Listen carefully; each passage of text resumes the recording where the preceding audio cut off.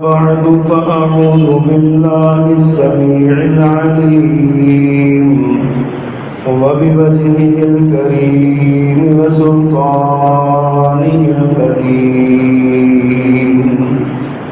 من الشيطان الرجيم من همزه ونفخه ونفسه بسم الله الرحمن الرحيم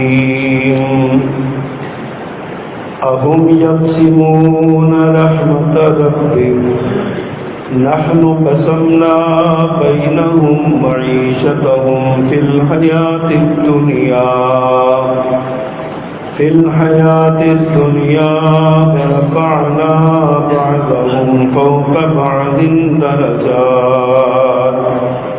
درجات ليتخذ بعضهم بعضا سخريا ورحمة ربك خير مما يجمعون صدق اللہ العظیم۔ ہر قسم کی حمد و ثنا اور تعریف و تسلیم اللہ جل جلالہ کے لیے جو اکیلا ہی ساری کائنات کا بلا شرک دلیر یکتا و تنہا مالک مختار ہے، اور درود و سلام امام الرسول خطیب الانبیاء سید مرد آدم رسول منتشر نبی معظم امام الہدیٰ رسول خدا جناب محمد رسول اللہ صلی اللہ علیہ وآلہ وصحبہ وسلم کی ذات گرامی۔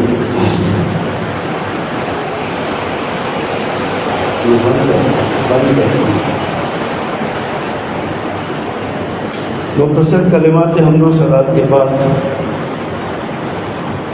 آج ماہ مئی کی پہلی تاریخ ہے، اور آج کے دن دنیا بھر میں مزدوروں کا عالمی دن منایا جاتا ہے۔ قطع نظر اس بات کے کہ مزدور ہوتا کون ہے، مزدور کے حقوق کیا ہے، مزدور کے فرائض کیا ہیں، بس مکھی پہ مکھی مارتے ہوئے اس دن کو مزدوروں کا عالمی دن قرار دیا جاتا ہے، اور بڑے بڑے حکمران یہ دعویٰ کرتے نظر آتے ہیں کہ ہم دنیا سے غربت ختم کریں گے، ہمارے منشور کا حصہ ہے، جبکہ اللہ سبحانہ و تعالیٰ نے غربت اور امارت کو، غریبی اور امیری کو ایک نظام کائنات کا، نظام فطرت کا حصہ بنایا ہوا ہے۔ اس کو بند کریں،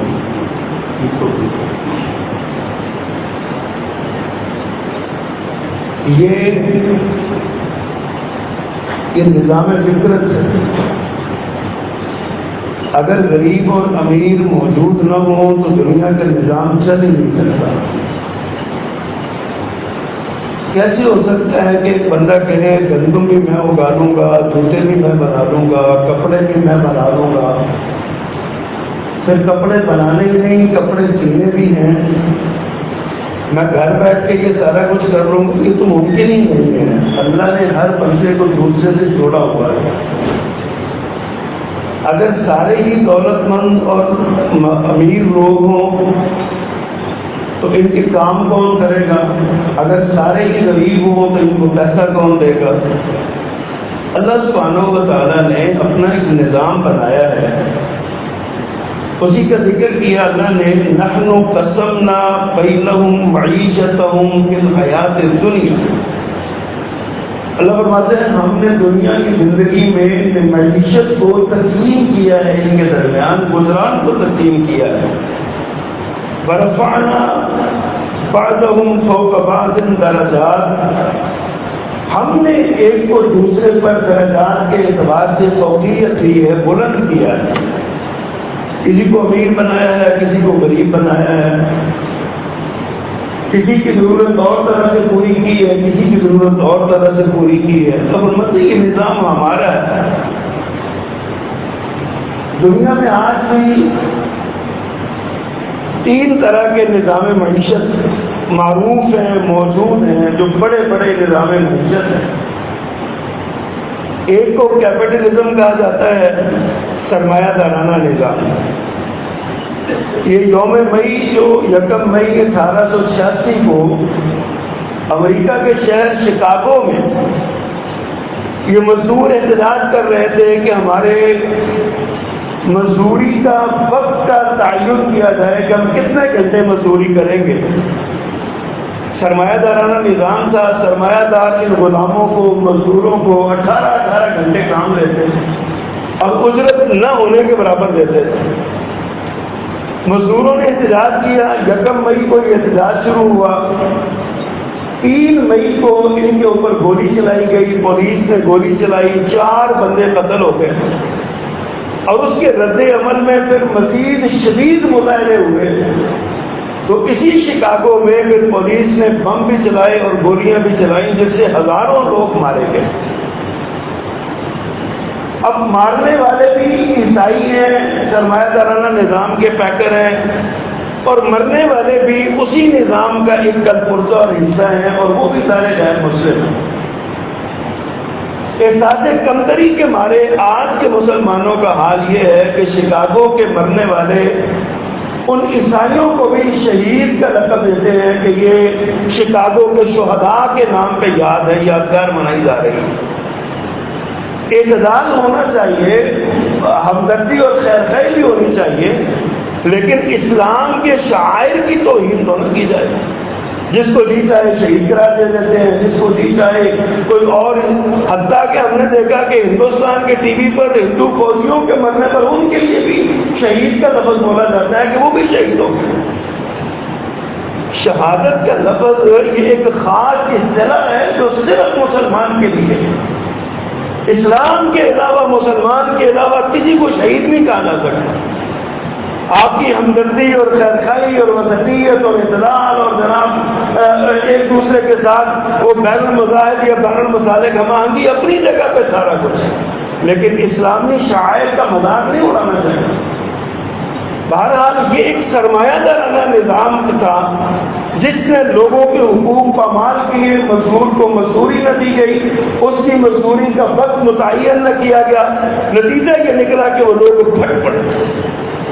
ان کے مقابلے میں پھر ایک اشتراکی نظام آیا جسے ہم کمیونزم کہتے ہیں۔ روس کے اندر، چائنا کے اندر یہ نظام موجود تھا، اب بھی ہے، لیکن اب اتنا زور اس کا نہیں ہے جتنا پہلے تھا۔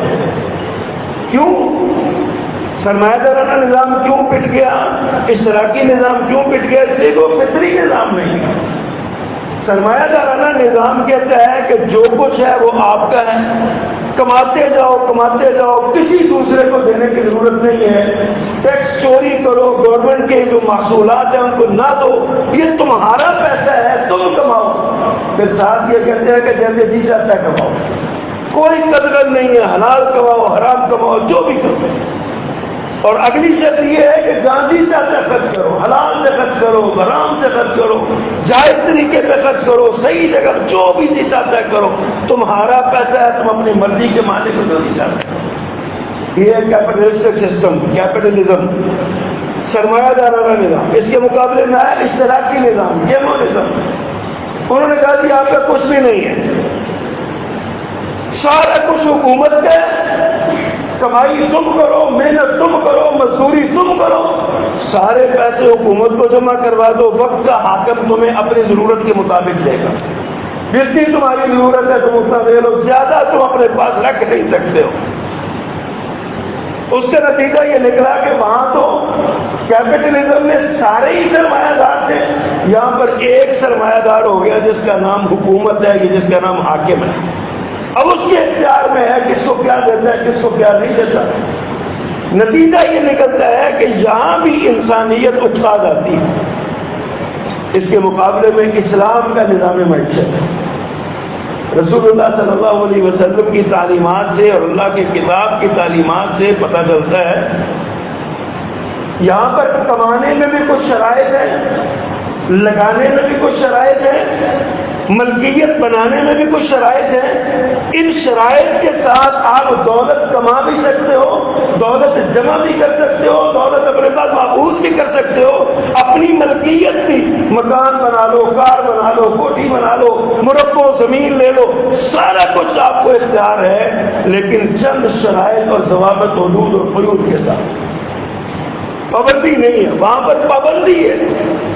ایک کہتا ہے سارا کچھ آپ کا ہے، دوسرا کہتا ہے کچھ بھی آپ کا نہیں ہے۔ اللہ نے فرمایا تمہارا بھی ہے اور ہمارا بھی ہے۔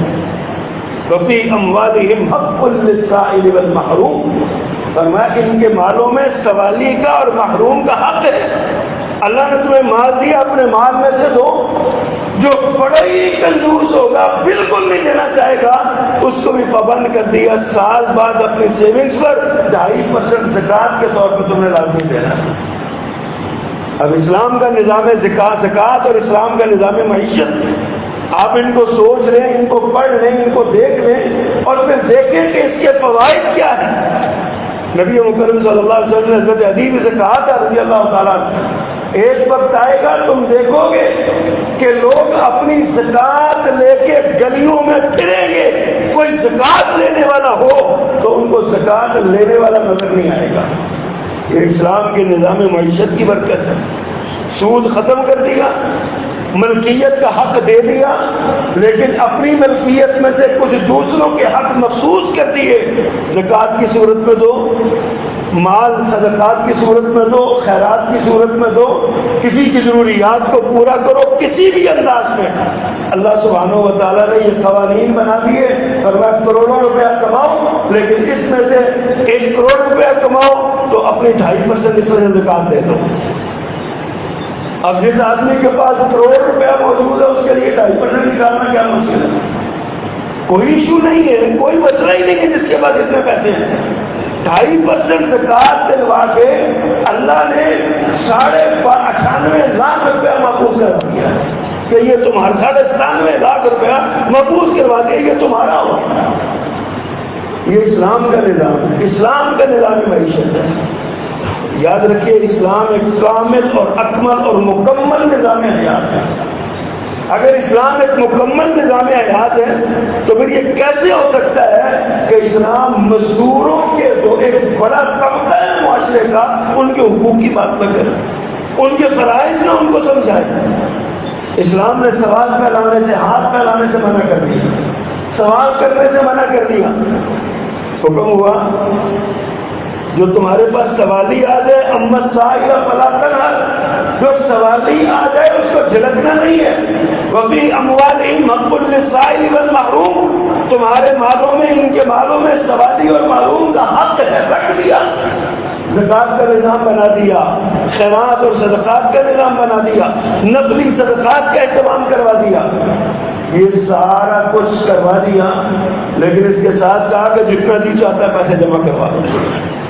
سوالی کو جھڑکنے سے منع کیا، لیکن سوالی کو تعلیم یہ دی اگر ضرورت سے زائد مانگو گے تو کل قیامت کے دن تمہارے چہرے پہ چمڑی نہیں ہوگی۔ یہ اسلام کا نظام اعتدال ہے۔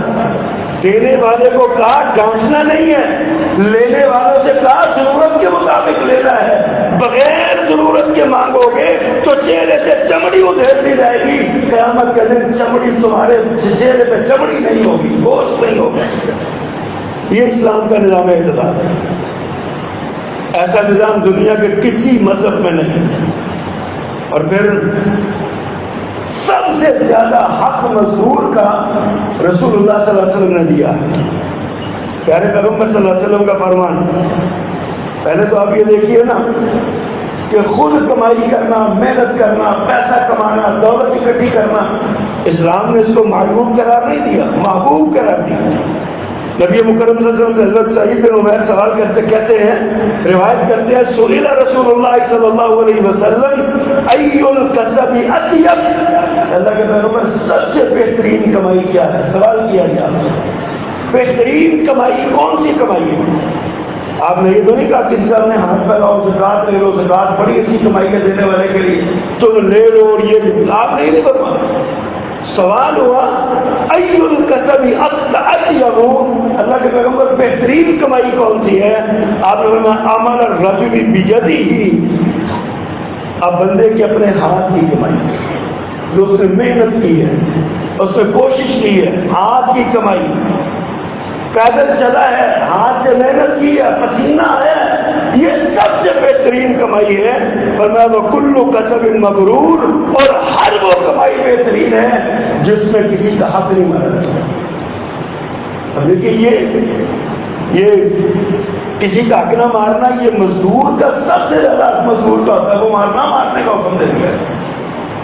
یہ حق ہے مزدور کا، اور کام کروانے والے کا فرض ہے کہ وہ مزدور کی اجرت روکے نا، اس کو دے دے۔ حضرت مقدام بن مالی کرب کی ایک روایت ہے، پیارے پیغمبر صلی اللہ علیہ وسلم نے فرمایا ما اکل احد منکم طعاما احب الی اللہ عز وجل من عمل یده، جو بندہ جو بھی تم میں سے کوئی کھانا کھاتا ہے نا، اس کھانے میں سے اللہ کو سب سے محبوب اور پیارا کھانا وہ ہے جو بندہ اپنی محنت کی کمائی سے کرے۔ محنت کرنے کا حکم دیا، کوشش کرنے کا حکم دیا، جان لڑانے کا حکم دیا، مزدوری کرنے کا، کاروبار کرنے کا، ٹریڈنگ کرنے کا حکم دیا۔ محنت سے کماؤ، دماغ لڑاؤ، کوشش کرو، صبر کرو، کمائی کرو۔ بہترین کمائی، بہترین کھانا وہ ہے جو تم میں سے جو کھاتا ہے اللہ کو جو سب سے پسندیدہ ہے وہ وہی ہے جو اس نے ہاتھ سے کمایا۔ پیارے پیغمبر صلی اللہ علیہ وسلم نے فرمایا ما بعث اللہ نبیا الا رعى الغنم، اللہ نے کسی نبی کو نہیں بھیجا مگر اس نے بکریاں چرائی۔ صحابہ کرام پوچھتے ہیں فقال صحابہ وانت، آپ بھی تو نبی ہیں کہ آپ نے بھی بکریاں چرائی؟ فقال نعم، فرمایا ہاں میں نے بھی بکریاں چرائی۔ کنت ارعاها على قراريط اهل مکہ، میں چند قیراط پر اہل مکہ کی بکریاں چراتا رہا، مجھے اجرت ملتی تھی، مزدوری ملتی تھی۔ اچھا یہاں پہ علم الحیوان کے جو ماہرین ہیں نا، انہوں نے ایک بڑا پیارا نقطہ بیان کیا، اللہ نے بکریاں کیوں چروائی، بھیڑیں کیوں نہیں چروائی؟ بھیڑ بھی ایک جانور ہے نا، بکریاں چرانے کا حکم ہوا۔ جو حیوانات کے علم کے ماہر ہیں نا، وہ انہوں نے کہا اصل میں بھیڑ کا مسئلہ یہ ہے کہ بھیڑ میں نا، بھیڑ کو سنبھالنا مشکل نہیں ہے، ایک بھیڑ کو آگے لگا دو پیچھے ساری بھیڑیں چل پڑتی ہیں۔ ہمارے یہاں مثال ہے بھیڑ چال ہے جی، کیا ہے کہ ایک بندہ چلا پیچھے پیچھے سارے چل پڑتے ہیں۔ بکریاں جو ہے ان کو سنبھالنا بہت مشکل ہے، ایک کو ادھر سے پکڑو گے دوسری ادھر نکل جائے گی، اس کو ادھر سے پکڑو گے تیسری ادھر سے نکل جائے گی۔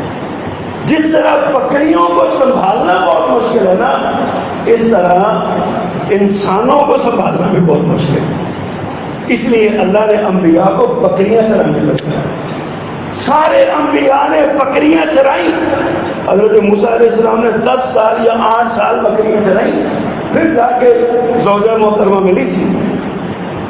بکریاں چرائیں جناب، وہ اجرت پہ چرائیں موسیٰ علیہ السلام نے۔ اور نبی صلی اللہ علیہ وسلم کی حدیث میں نے سنا، آپ فرماتے ہیں میں چند کی رات مزدوری پہ لوگوں کی بکریاں چراتا رہا۔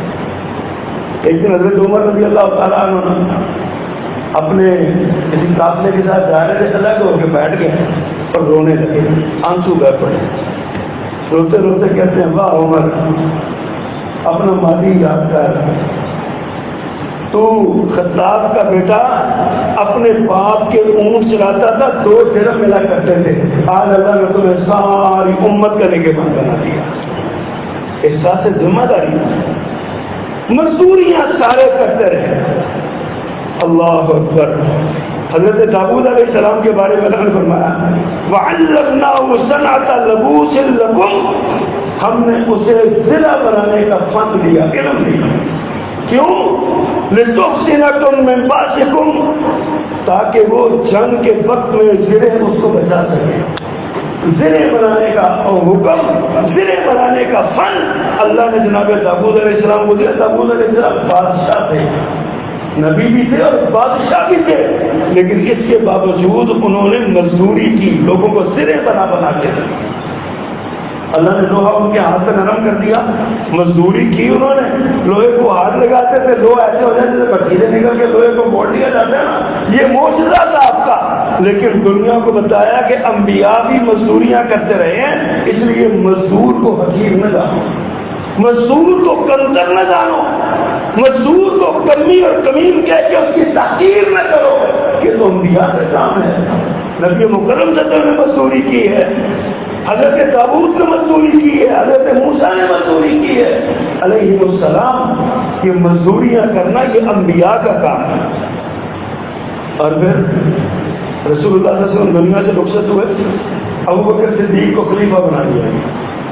اس دور میں جناب ابوبکر صدیق نے امپورٹ ایکسپورٹ کا کام کرتے تھے، کپڑے کے تاجر تھے، کپڑا باہر سے منگواتے تھے، اس کو بیچتے تھے. یمن سے منگوا لیا، شام سے منگوا لیا. امپورٹ ایکسپورٹر تھے، بہت اچھے امپورٹر تھے، بڑے شاندار قسم کا کپڑا منگوایا کرتے. خلیفہ بن گئے، بیعت ہو گئی، اب ذمہ داری پڑ گئی، خلیفۃ المسلمین ہے. اگلے دن خلیفہ صاحب نے کیا کیا، اپنے کپڑے اٹھائے، تھان کپڑوں کے جو تھے وہ اٹھائے، کندھوں پہ رکھے، سواری پہ رکھے، اور اپنے گھر سے نکلے، بازار چلے. عمر فاروق رضی اللہ تعالیٰ نے کھڑے ہیں پاس، کہتے ہیں خلیفۃ المسلمین کدھر ہے؟ اور نے کہا میں مزدوری کرنے جا رہا ہوں. کہا آپ مزدوری کرنے چلے جائیں گے تو پیچھے کوئی سفیر آ گیا، کوئی وفد آ گیا، کون بولا تو مقدمہ آ گیا، کون سنے گا اس کو؟ قربان دوں جناب صدیق اکبر رضی اللہ تعالیٰ کی بصیرت میں کہ عمر بات تو تمہاری صحیح ہے، لیکن اگر میں ایسا نہ کروں گا تو میں بچوں کو روٹی کہاں سے کھلاؤں گا؟ میں مزدوری نہ کروں گا تو میرے گھر کا چولہا کیسے چلے گا؟ حضرت عمر رضی اللہ تعالیٰ فرماتے ہیں ابوبکر ایسا تو نہیں ہو سکتا، بات تمہاری بھی صحیح ہے، لیکن ابھی آپ اپنا سامان واپس رکھیں، آپ چلیں مسجد نبوی میں، وہاں جا کے مشورہ کرتے ہیں. سارے سے صحابہ کرام اکٹھے ہوئے، مجلس شورا اکٹھی ہوئی. حضرت عمر رضی اللہ تعالیٰ نے یہ بات سنائی، کہتے ہیں لوگوں بتایا جائے خلیفۃ المسلمین کیا کرے. اگر وہ مزدوری کرنے جاتا ہے نظام حکومت خراب ہوتا ہے، اگر وہ نظام حکومت سنبھالتا ہے تو گھر کا کچن خراب ہوتا ہے. کیا کیا جائے؟ قربان جاؤں حضرت علی رضی اللہ تعالیٰ نے فہم و فراست میں کوئی لمبی چوڑی بات، کوئی مشورہ نہیں. کہتے ہیں عمر یہ کوئی مسئلہ پوچھنے والا ہے؟ خلیفۃ المسلمین کی بیت المال کا وظیفہ مقرر کرو، اس کی تنخواہ لگاؤ، جو ضرورت ہے کسی مزدور کی اجرت کے برابر اس کی مزدوری مقرر کرو، جتنے پیسے وہ کماتے ہیں ان کا فکس کر دو حکومت کی طرف سے، بیت المال سے وظیفہ دیا جائے. لیکن خلیفۃ المسلمین کو پابند کیا جائے کہ وہ اب کاروبار کرنے کے لیے باہر نہیں جائے گا، اپنا دارالحکومت میں رہے گا اور مسجد نبوی میں مقدمات کے فیصلے کرے گا اور آنے والے سفیروں سے ملے گا، نظام حکومت کو دیکھے گا، چلائے گا. بڑی شاندار تقریر کی سب نے ساتھ کی. پھر حضرت ابوبکر صدیق رضی اللہ تعالیٰ کا وظیفہ مقرر کیا. جب وظیفہ مقرر ہو گیا تو جناب صدیق اکبر نے پھر کاروبار چھوڑ دیا. مطلب کہنے کا یہ ہے کہ مزدوری جناب صدیق اکبر بھی کرتے رہے، خلیفۃ المسلمین رضی اللہ تعالیٰ مزدوری کرتے رہے. مزدوری کرنا عیب نہیں ہے، مزدوری کرنا جرم نہیں ہے، مزدوری کرنا حقیر کام نہیں ہے. یہ انبیاء کا، صلحاء کا اور خلفاء کا یہ وتیرہ اور کام ہے. جناب امام ابو حنیفہ رحمۃ اللہ علیہ امت مسلمہ کے عظیم عالم دین، اپنے دور کے بہت بڑے سکہ عالم دین، لیکن کپڑے کے تاجر تھے، تجارت کرتے تھے. ان کے بھی جو ہے نا وہ جہازوں کے جہاز بھر کے آیا کرتے تھے، اتنے بڑے دولت مند آدمی. مزدوری کرتے تھے، کاروبار کرتے تھے، مزدوری اجرت پہ کام کرتے تھے. تو آج مزدور کو حقیر بنا دیا گیا. مزدور کے حقوق کے لیے وہ لوگ آوازیں اٹھاتے ہیں جن کو پتہ ہی نہیں مزدوری ہوتے کیا ہے.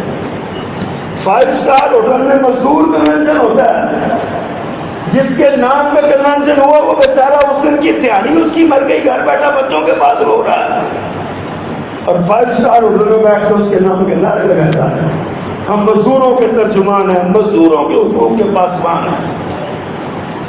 مزدوروں کے حقوق کی پاسبانی دیکھنی ہے تو محمد رسول اللہ صلی اللہ علیہ وسلم ان کے پاس دیکھو گا. مسجد نبوی کی تعمیر ہو رہی ہے، صحابہ کرام کوئی گارا لا رہا ہے، کوئی مٹی لا رہا ہے، کوئی اینٹیں لا رہا ہے. سونے نبی نے بھی دابڑا اٹھایا اور چل پڑے. آقا جی آپ کدھر؟ پر میں بھی تمہارے ساتھ مزدوری کروں گا مسجد کی تعمیر. امام کائنات صحابہ کرام نے اس کی اللہ کے پیغمبر آپ تو بیٹھیے، ہم کس کی، ہم خادم ہیں آپ کے، آپ اللہ کے نبی ہیں، تشریف رکھیے، نگرانی کیجیے. فرمایا نہیں، میرا جی کرتا ہے مسجد کی تعمیر میں میرا بھی حصہ ہے. خندق کی تعمیر میں رسول اللہ صلی اللہ علیہ وسلم بطور مزدور ہمارے سامنے نظر آتے ہیں. جو پتھر ٹوٹتا نہیں ہے اس کو کلہاڑے مار مار کے، کچیاں مار مار کے توڑ رہے ہیں، گنتیاں مار رہے ہیں، اس کو توڑ رہے ہیں. صحابہ کرام کہتے ہیں آپ تشریف رکھیے. ایک صحابی آئے، کہتے ہیں اللہ کے پیغمبر میں نے پیٹ پہ پتھر باندھا ہوا ہے بھوک کے ساتھ تاکہ میری کمر سیدھی رہے، بہت بڑا حال ہو گیا، کچھ کھانے کا اہتمام کریں. سونے نبی نے اپنی قمیض سے اپنے پیٹ سے کپڑا ہٹایا، قمیض اٹھائی، فرمایا میرے ساتھی تو نے ایک باندھا، تیرے محمد نے 2 باندھے صلی اللہ علیہ وسلم. اگر غربت تم پہ ہے تو غربت مجھ پر بھی ہے، میرا بھی یہی حال ہے. حضرت جابر رضی اللہ تعالیٰ پاس کرنے دیکھا، دل بھر آیا، دوڑے دوڑے خندق سے نکلے، اپنے گھر مدینہ پہنچے. بیگم سے پوچھا گھر میں کچھ ہے؟ اور دیکھا یہ بکری کھڑی ہے، چھوٹی سی بکروٹی سی، چھوٹی سی بکری، اور یہ تھوڑا سا آٹا ہے. کہا لاؤ بکری مجھے. بکری کو ذبح کر کے دیا، گوشت بنا کے دیا، آٹا گوندا. فرمایا تم آٹا گوندو، بکری کا گوشت تیار کرو، چولہے پہ رکھو، میں پہلے پیغمبر کو دعوت دے کے آیا. دوڑے دوڑے آئے اللہ کے نبی صلی اللہ علیہ وسلم کے پاس، کان میں نا چپکے سے، بڑے چپکے سے کہتے ہیں اللہ کے پیغمبر میں نے آپ کو دیکھا، آپ نے 2 پتھر باندھے ہوئے ہیں، بہت بھوک آپ کو لگی ہے. میرے گھر میں نا ایک چھوٹا سا بکری کا بچہ تھا، بکروٹا، اور میں نے وہ نا ذبح کر کے میں گھر دے کے آیا ہوں. تھوڑی سی روٹیاں ہیں، آپ اور 1-2 ساتھی اور لے لیں اور آپ چلیں، میں آپ کی دعوت کرتا ہوں. آپ تو کچھ کھائیں نا، آپ ہمارے لیڈر ہیں. قربان جو امام انبیاء پہ. فرمایا اچھا گھر میں گوشت بھی ہے، روٹی بھی ہے. فرمایا خندق والے ساتھی ہو سب خوش ہو تو جابر نے تمہاری دعوت کی ہے. اب 1300-1400 بندہ ادھر کام لگا ہوا ہے. حضرت جابر کے ہاتھ پاؤں پھوٹ کے، میں نے دکان میں کہا تھا یہ 3-4 بندے آتے ہیں اور کھانا کھا رہے، یہ کیا ہوتا؟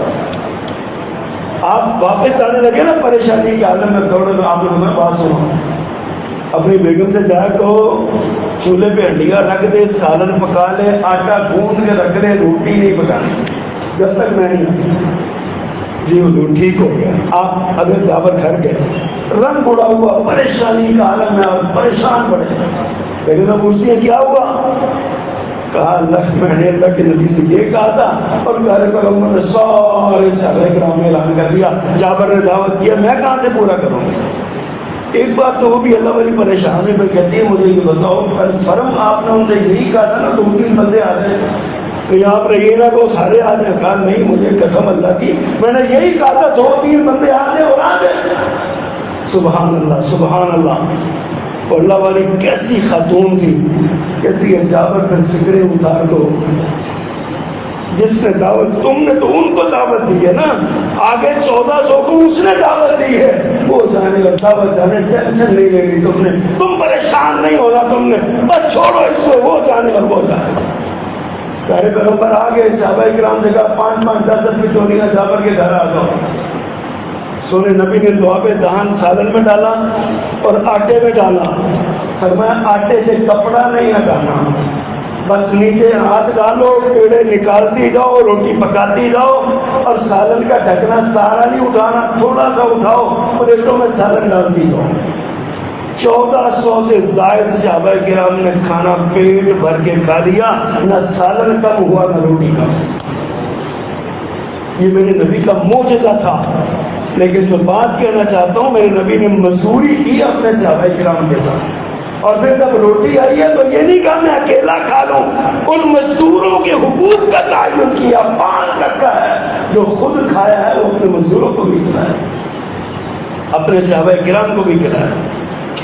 اس لیے میرے آقا نے فرمایا مزدور کو جب مزدوری پر رکھو نا تو 2 کام کرو. ایک تو اس کا باقاعدہ وقت مقرر کرو، کب سے کب تک مزدوری کرنی. یہ تو آج سے 1886 سے لے کر آج تک 139 سال تقریباً بنتے ہیں. یہ تو تب معاملہ ہوا نا، میرے نبی نے 1400 سال پہلے بتا دیا تھا، جب مزدور کو مزدوری پہ رکھو، فرض کا تعین کرو، اور وقت کا تعین سے پہلے مزدوری کا تعین کرو کہ پیسے کتنے دینے ہیں.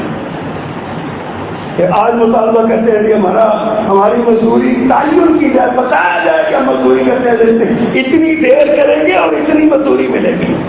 میرے آقا نے 1400 سال پہلے مزدور کے حقوق بیان کرتے ہوئے یہ کہا کہ اگر مزدوری کرنی ہے اس سے طے کرو بھائی, صبح 7 سے شام 7 تک, صبح 8 سے شام 7 تک 8 گھنٹے کی یا 12 گھنٹے کی یا 10 گھنٹے کی مزدوری ہے, اور اس کے بدلے میں اجرت اتنی ملے گی, اجرت ملے گی.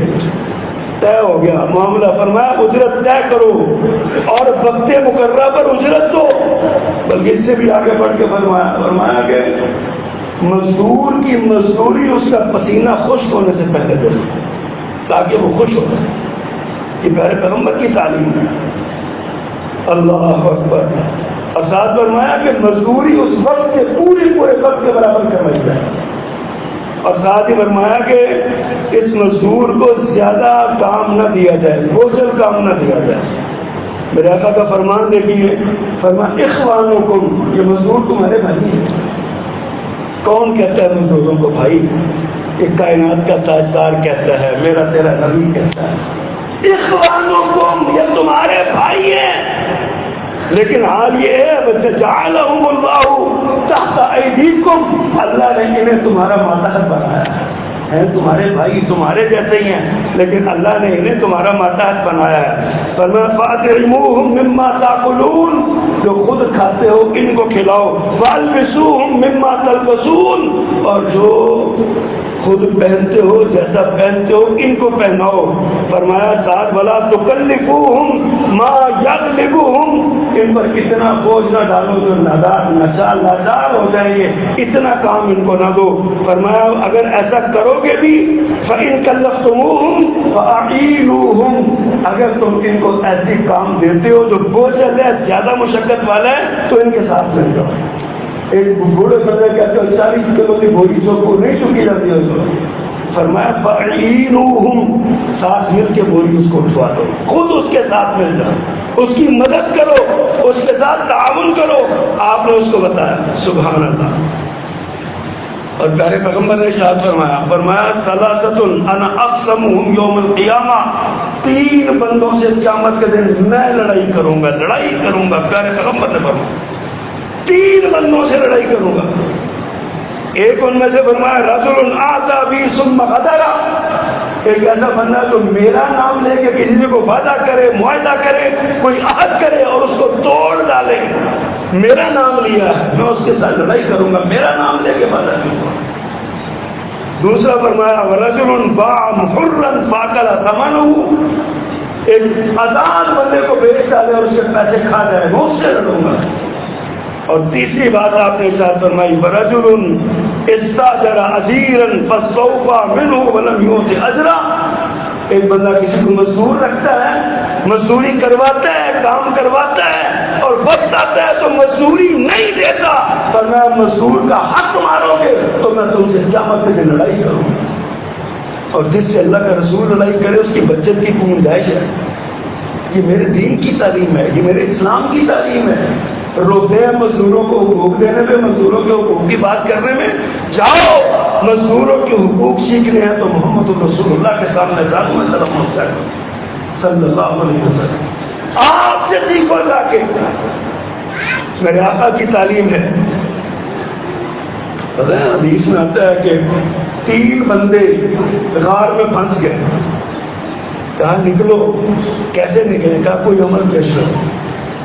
اللہ نے فرمایا, پیارے پیغمبر فرمایا مصیبتوں سے نجات ملتی ہے مزدوری دینے سے.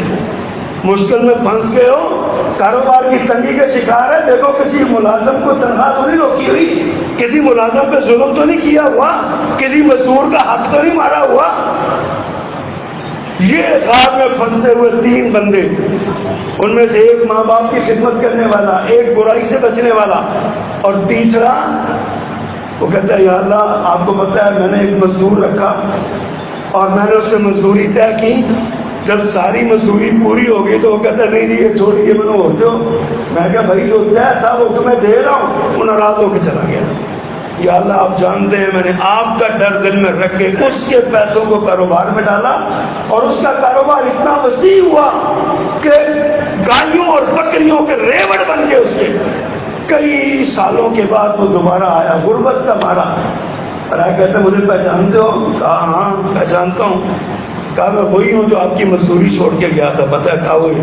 کہتا یار وہی مزدوری دے دو جو چھوڑی تھی, میرے حالات بڑے خراب. یہ بندہ سے کہتا ہے یار پریشان نہ ہو, تو فکر نہ کر, یہ جو جتنی بکریوں کا ریوڑ کھڑا ہے نا, یہ گایوں کا ریوڑ کھڑا ہے, یہ تیرا ہی ہے سارا. وہ کہتا ہے یار مذاق کرتا ہے مجھے, میں مزدوری لینے آیا ہوں, 4 کلو چاولوں سے میری مزدوری طے ہوئی تھی, مجھے وہ مزدور نے کہا قسم خدا کی یہ تیرا ہی ہے سارا کچھ. کہتے کیسے؟ کہا تو مزدوری چھوڑ کے چلا گیا, میں نے تیرے پیسوں سے کاروبار کیا, اللہ نے اس میں برکت دی اور یہ تیرا سارا کچھ ہے. اللہ تو گواہ ہے میں نے 1 روپے کا بھی اس کے ساتھ زیادتی نہیں کی, اس کی مزدوری سمیت منافع کے پوری دی ہے.